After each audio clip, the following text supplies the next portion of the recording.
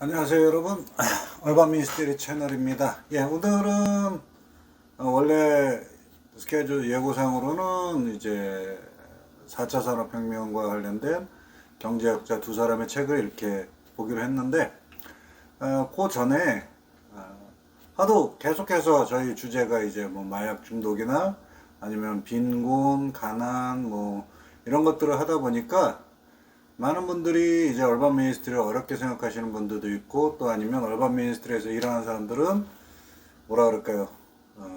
우울하고 굉장히 좀 진중하고 굉장히 시리어스한 그런 사람들만이 있는 건 아닌가, 이런 오해를 하시는 분들이 계신 것 같아요. 그래서 오늘은 조금 더 편안하고 즐겁게 바라볼 수 있고 좀 더 가벼운 주제지만 얼반 미니스트리에 속한 주제 중에 하나를 좀 미리 살펴보고자 합니다. 오늘 말씀드릴 얘기는요, 얼반 미니스트리라는 것이 있으면 그럼 얼반 리더는 과연 누구냐, 이런 얘기예요. 여러분, 얼반 미니스트리 이렇게 보면 뭐 상담 사역도 해야 될 것 같고, 그 다음에 빈곤이나 그런 것도 해야 될 거고, 법이나 이런 것도 좀 잘 알아야 될 것 같고, 그런 여러 가지 얘기들, 여러 가지 생각들이 있을 수 있겠지만, 사실 여러분, 얼반 미니스트리 리더는, 얼반 리더들은 어떤 사람들이냐? 누구나 가능한 사람들이에요. 꼭 신학 교육을 받고 아니면은 뭐 사회복지학이라든가 어떤 그런 것들을 공부하거나 그런 사람이 아니어도 되고요. 꼭 그쪽 분야에서 자기의 모든 걸 다 바쳐서 헌신해서 일하는 그런 것이 아니어도 괜찮습니다.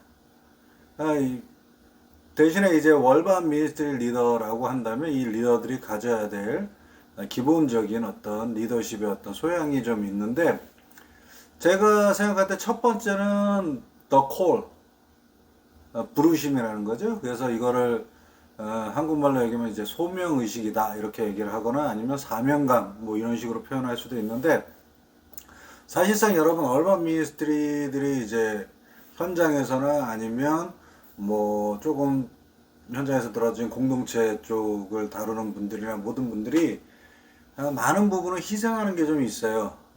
쉽게 얘기하면 여러분 혹시라도 여러분 중에 누가 얼반 미니스트리를 꿈꾼다 그럴 때 이제 그 일을 하겠다 이럴 때 나는 뭐 기업가다, 회사원이다 이렇게 해도 얼반 미니스트리는 할 수 있습니다. 그런데 어떤 걸 희생해야 되겠어요? 회사를 다니는 그 시간에는 뭐 일을 할 수가 없겠죠.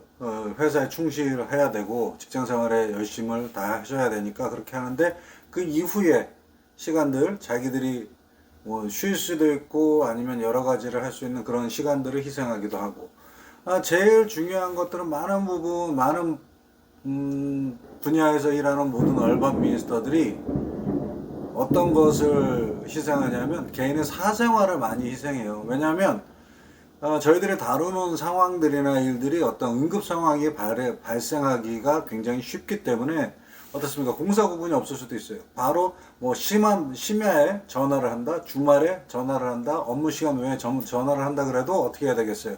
직접 가서 거기에 응대하고 거기에 대응을 해줘야 되기 때문에 공사 구분이 없을 수도 있습니다. 미국에서는 그 프라이버시 사생활 존중이 굉장히 강하기 때문에 여러 가지 멤버들 한 가지 일에 두세 사람의 어떤 파트를 나눠서 한 가지를 감당하게 하는, 그래서 이 사람이 유고 시에는 저 사람이 할 수 있고 이 사람이 뭐 휴가를 간다 그럴 때는 다른 사람이 또 그 일을 맡아서 할 수 있도록 그런 일들을 배경을 하지만 그렇지 않은 부분들도 많거든요. 전담해서 혼자 열심히 다 하는 그런 사람들도 있기 때문에 그런 분들의 어떤 상황이나 응급 상황들 때 그분들은 자신의 사생활을 희생하는 분들이 많습니다. 그러니까 어떤 소명의식, 사명감이 없이는 하다가 지치거나 아니면 하다가 그냥 포기하고 마는 그런 경우들이 많이 생깁니다. 두 번째로 저는 얼반 리더들에게 필요한 건 뭐냐면 오픈니스라는 것은 개방성. 제가 예전에 한번 말씀드린 적이 있습니다만, 제가 미국에서 미국 대원에서 얼반 미니스트리 트랙에 속해서 얼반 미니스트리에 관련된 강의를 듣고 그 얼반 미니스트리를 배울 때 닥터 샵샤라는 흑인 교수님이 계셨어요. 수염도 멋들어지게 기르신 그분인데, 그분이 첫 시간에 자기소개를 하실 때 칠판에 쓴 게 굉장히 인상적이어서 지금도 제 마음속에 그리고 제 머릿속에 남아있는 장면인데 뭐냐면 자신을 소개하실 때 the first teacher, the first learner라고 쓰셨어요. 그러니까 최초로 처음으로 가르치는 사람이며 처음으로 배우는 사람이라고.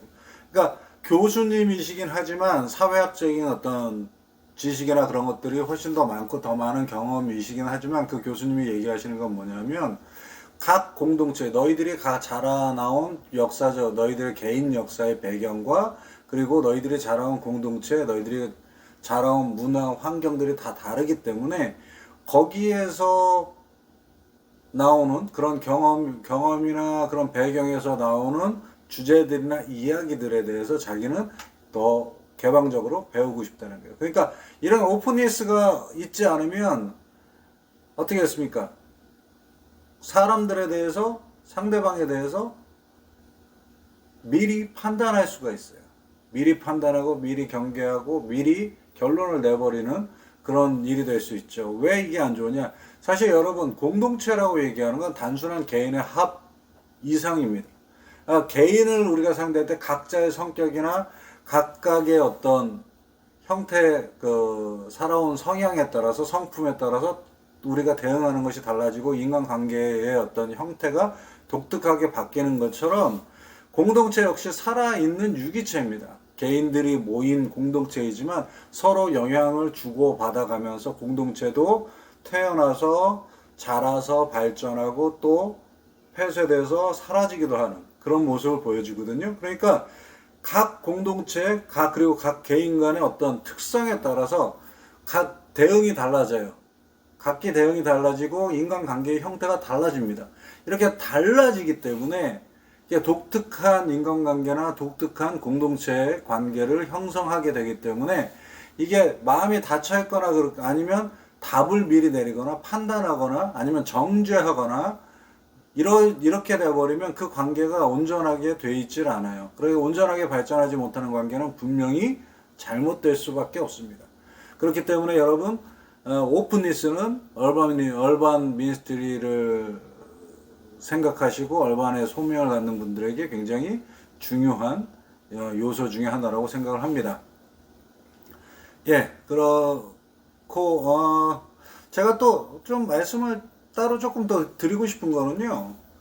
얼반 미니스트리를 생각하는, 그러니까 바라보는 시선이 두 가지가 있는 것 같아요. 뭐냐면 첫 번째는 이제 얼반 미니스트리니까, 그러니까 선교나 신학 공부를 하고 목사나 뭐 이런 안수를 받은 사람들, 선교사 어떤 파송을 받은 사람들, 이런 사람들을 통해서 그런 사람들이 전문적인 지식을 가지고 일하는 그런 사역의 어떤 영역이다. 이렇게 생각하시는 분들이 있는 반면에 아직도 많은 수의 한국 교인들은 얼반 미니스트리 사역을 사역자라고 생각을 하지 않습니다. 목회자라고 생각을 하지도 않고 왜 그러냐? 교회가 아니라는 거죠. 교회에서. 그러니까 제가 뭐 자기소개를 얼반 미니스트리라고 자기소개를 하면은 대뜸 들어오는 질문은 뭐냐면 그거예요. 어느 교회에서 사역하세요? 어느 교회에서 심우하세요? 교회에서 심우, 뭐 지금은 조그만 교회에서 제 다른 교회, 제가 사역하는 교회의 모습을 좀 소개하기도 했지만, 그 교회 사역보다는 제 메인은 이제 얼반 미니스트리 쪽의 영역에 있는데, 그렇게 물어보고 뭐 그렇게 조그맣게 합니다. 그러면 사역자로 생각을 안 하는 것 같아요. 하나님의 어떤 일을 한다? 그런 생각을 안 합니다. 교인들이 오히려 그래요. 그러니까 교인들이 아닌 사람들은 이제 얼반 미니스트리라고 얘기를 하면 이제 뭐 어떤 하나님의 특별한 사명을 받아서 힘든 사람들을 돕는 뭐 그 정도로 알고 계시는데 교인들은 그거를 사역으로 생각을 하진 않아요. 교회에 소속해서 교회에서 설교하고 말씀 선포하고 하는 모습, 그 틀에 박힌 모습만을 사역으로 생각하고 그게 목회자라고 생각을 합니다. 그래서 교회에 소속되지 않은 저희 얼반 미니스트리 영역에는 교회에 소속되지 않은 분들도 굉장히 많거든요. 그러니까 교회에 소속되지 않고 아니면 정부의 어떤 종교 정책기관에 소속되거나 아니면 정부의 도시개발 아니면 공동체 커뮤니티 개발 아니면 커뮤니티 정책 같은데 자문위원 같은 걸 하시는 분들도 굉장히 많아요. 그러면 그분들을 한국 교인들이 이렇게 바라봤을 땐 그분들은 목회자가 아니라는 거죠. 목회자가 아니고 뭐예요? 그냥 정부에서 일하는 공무원이다. 이런 식으로밖에는 생각을 하지 않는 것 같아요. 그런데 제가 볼 때는 이게 하나님의 사역이 아닌 게 아니고, 그리고 교회 일이 아닌 게 아니에요. 그러니까 특정한 내 교회, 특정하게 소속된 내 교단만을 위해서가 아니라 전체적으로 보다 넓은 안목으로, 보다 큰 모양으로, 모양새로 하나님의 나라를 위해서 일하는, 다양한 방면에서 일하는 그런 사람들이거든요. 그러면 이 사람들도 제가 볼 때는 하나님 나라를 위한 특별한 사역을 감당하고 있는 거고, 그리고 교회에서 뭐 설교를 하지 않는다 할지라도 이 사람들은 충분히 목회자로서 인정받고, 그리고 이들의 영역이 목회와 선교의 영역으로 충분히 인정을 받아야 된다라고 생각하는 게 제 지론입니다. 근데 그 안타깝게도 현실은 그러지 못한 것 같아서 되게 많은 분들이 재정적인 그런 어려움에 많이 있거든요. 많이 있는데, 그래서 뭐 직장 생활을 하면서 오후 시간이나 주말 시간을 다 희생해서 자기 사명대로 거리에 나가서 홈리스들을 돕는다든가, 아니면 뭐 기관 속에 가서 이제 상담을, 알코올 중독자들을 상담하고 그들을 지원하고 그들이 중독에서 멀어질 수 있도록 용기를 주고 힘을 준다든가, 아니면 뭐 제가 자원봉사했던 기관 중에 또 하나는 문제아들, 학교에서 퇴학당한 문제아들을, 문제아라고 하는 표현도 좀 맞진 않지만 하여튼 그런 친구들을 따로 모아서 이제 같이 공부하는 그런 학교였어요. 그런 학교에서도 일을 할 수 있고, 그런 시간들. 그래서 그 친구들이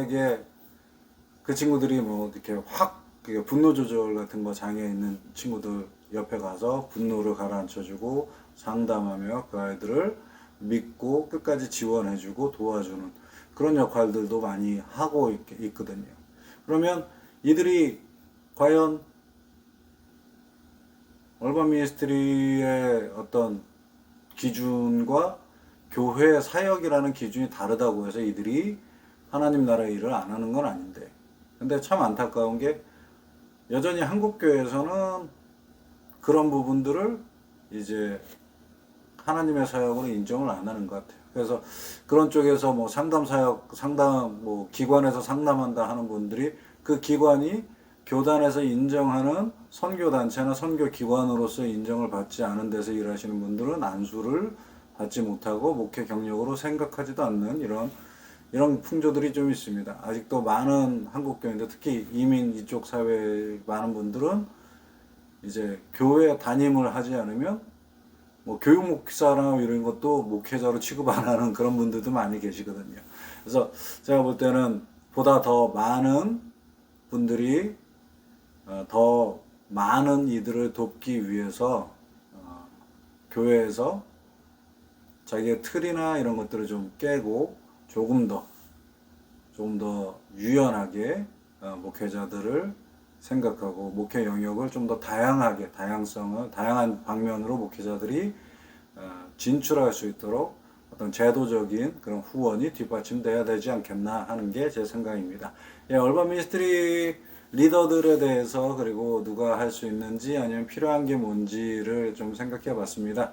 신학 교육보다는 여러분 소명의식과 그 다음에 개방성, 이것을 유지하는 데 중심을 좀 더 주시고요. 그리고 특별히 교단이나 한국 교회들은 이런 다방면의 활동을 할 수 있도록 사람들을 목회자로서 또 목회로서 존중하고 지원해주는 그런 제도들이 있기를 바라고 또 있을 것이라고 믿습니다. 예, 지금까지 시청해 주셔서 감사합니다. 얼반 미니스트리 채널이었습니다.